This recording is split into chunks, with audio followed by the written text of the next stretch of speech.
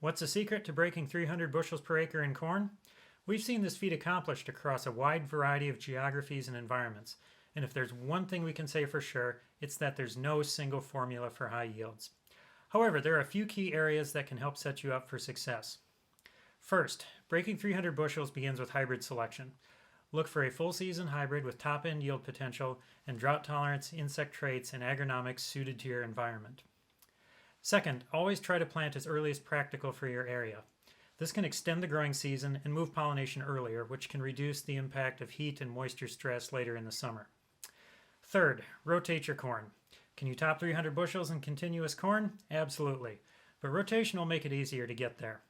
Crop rotation can break damaging insect and disease cycles, and rotational crops like soybeans or alfalfa can reduce the amount of nitrogen needed for the following corn crop. Which leads us to nitrogen. Yield contest entries often don't have tremendously high nitrogen rates relative to their yield level. However, the vast majority use multiple application timings to get the nitrogen to the crop when it needs it. Check out the link for more details.